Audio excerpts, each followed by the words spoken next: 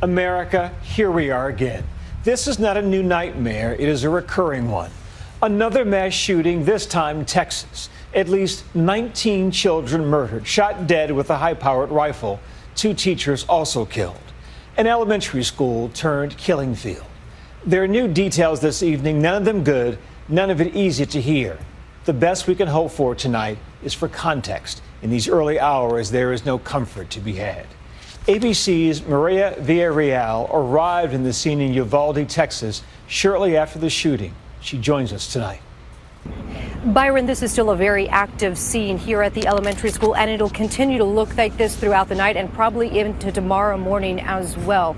We understand right now the Texas Rangers are now leading this investigation. They brought in a mobile crime scene to help process what is happening inside the school. Right now, it was too much for local law enforcement to handle the weight of the tragedy, too much for their hearts as well. Tonight, horror and heartbreak in this tiny South Texas community. Earlier today, a mass shooting at Robb Elementary School in Uvalde, Texas, killing at least 21 people, including 19 children. The deadliest school shooting in nearly a decade and the 3rd deadliest in America since Virginia Tech. The size of the devastation here, the number of lives lost, is very significant. It's elementary age kids, 9, 10, totally helpless, totally harmless, the shot in their own classroom. That image should really burn in people's memory as to we shouldn't have to relive Sandy Hook. Officials say the alleged gunman, Salvador Ramos, also shot his own grandmother before attacking students at the elementary school. What happened in Uvalde is a horrific tragedy that cannot be tolerated in the state of Texas. Among those who lost their lives, 10-year-old Javier Lopez, who was in the 4th grade, his family sharing this photo with us this evening. 19 students were killed and 2 teachers, including 4th grade teacher Eva Mireles. School has children that are in 2nd, 3rd, and 4th grade. 2 responding officers were also shot but are expected to survive. Officials say the alleged shooter was killed by responding law enforcement. Mr. Ramos, the shooter, he himself is deceased and is believed that responding officers killed him.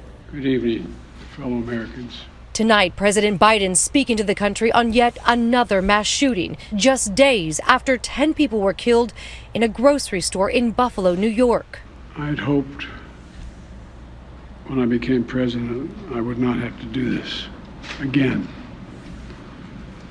Another massacre, Uvalde, Texas, an elementary school.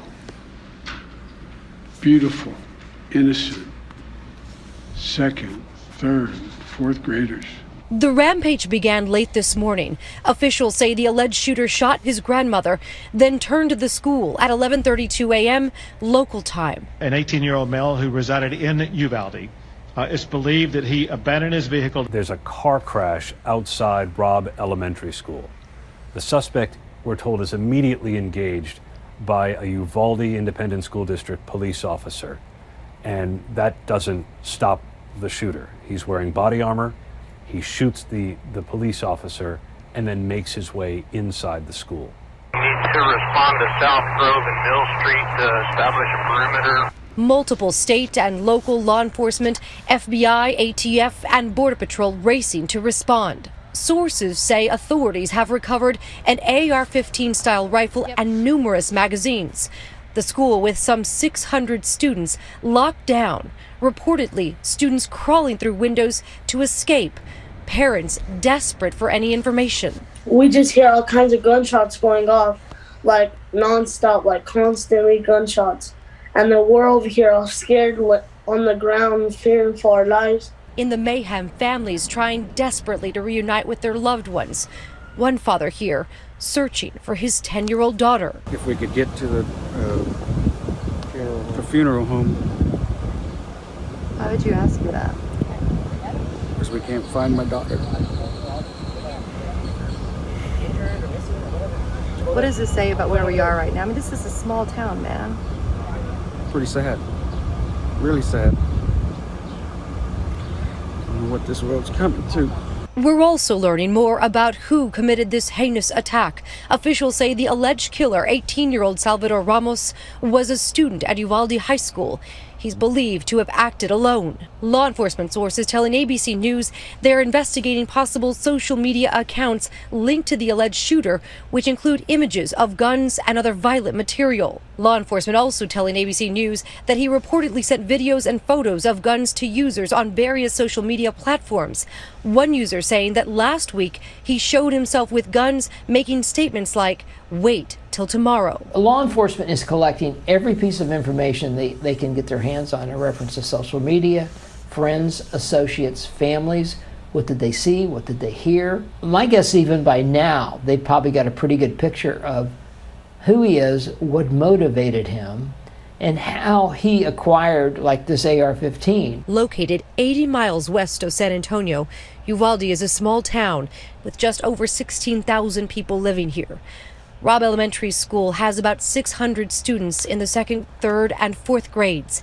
The school's last day was supposed to be this Thursday. The close-knit community, tonight, feeling the shock. Today's shooting comes amid what seems like an explosion of violence across the country, just 10 days after a racially motivated mass shooting in Buffalo, New York, where another 18-year-old killed 10 people, all black, at a Tops supermarket. He shot a woman, he shot a deacon, he shot another woman, and then he went in the store and started shooting again. This tragedy also drawing a parallel to the horrifying mass shooting at Sandy Hook Elementary School in Newtown, Connecticut, nearly a decade ago. That killer shooting his mother in their home before driving to the elementary school and killing 20 school children and 6 teachers. Connecticut Senator Chris Murphy, who represented Newtown's district in Congress when the tragedy occurred, tonight giving an impassioned speech from the Senate floor. What are we doing? Our kids are living in fear every single time they set foot in a classroom because they think they're going to be next. What are we doing? Nowhere else does that happen except here in the United States of America, and it is a choice. It is our choice to let it continue. What are we doing?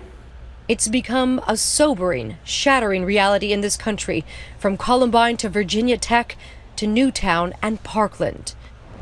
Now too many generations of students, from adolescence to young adulthood, knowing the fear of violence in their classrooms. Certainly on a night like tonight, one of those nights that it is right for us, the people, to say, why aren't we doing more to keep our children safe? Don't my children and your children have the right to be able to live? What about that constitutional right? We've tried for 25 years to keep our kids safe, and we're not doing enough to keep them safe. Tonight, a community mourns its own, with so many asking here, why now? And what will anybody do about it? I feel fine going back to school, but I do feel worried. A part inside me feels like, what if this ever happens again? What if it does happen again? Our thanks to Maria. I'm joined now by ABC News Chief Justice Correspondent Pierre Thomas. Pierre, I know it's been a long day for you. You've been reporting on these kinds of stories for years now. We've seen a disturbing rise in mass shootings. What are your sources in law enforcement saying tonight?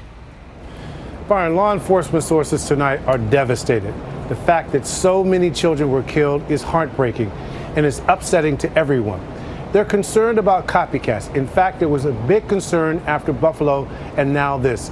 We're in the midst of a surge, both in terms of active shooter incidents and mass shootings.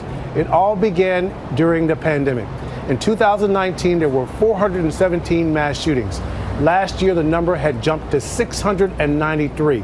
That's just an incredible spike, and authorities have long worried about lone wolves, specifically extremists to include white supremacists, supporters of ISIS, and they are deeply concerned about deeply disturbed individuals as well, Byron.